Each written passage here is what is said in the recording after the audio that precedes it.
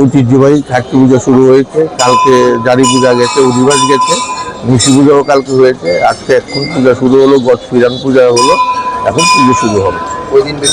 7 দিন ব্যাপী মিলন সব চলবে। এটা মা পূজা 1400 দেবতার পুজো। এটা রাজামহল থেকেই চলে আসছে, রাজ পরিবারের পুজো। এটা রাজামহল থেকে চলে আসছে, এখন সরকার বাহাদুর দিচ্ছে। হ্যাঁ, আমি এখন এখানে আছি প্রতি বছরের মতো এবারেও সেম। আমরা যে ত্রিপুর ক্ষত্রিয় সমাজ থেকে এখানে আমরা সমাজের নামে সবার মঙ্গলের জন্য আমরা পাঠা বলি দিই। আর আমাদের এখানে আসার কারণ হলো, এটা হলো যে আমাদের রীতির আমাদের কুলদেবতা এই 14 দেবতা, আমাদের কগ্রক ভাষা দিয়া এটাকে আমরা মেতাই চিবলই, মানে 14 দেবতা। আর এটা তো আমাদের পরম্পরা, যে আমাদের ত্রিলোচন রাজা যে 5200 বছরের বেশি এই সময় থেকে এই খার্চি পূজা শুরু হয়ে যাচ্ছে। এখানে আমাদের যে কুলদেবতা 14 দেবতার মধ্যে সব আছে। এটাই আমরা সবসময় পূজা করি বাড়ি ঘরে। আর আমরা এখানে সবসময় প্রার্থনা করি যেমন বাড়ি ঘরের সবার যেমন ভালো থাকে, আর রাজ্যের সবার মঙ্গলের জন্য।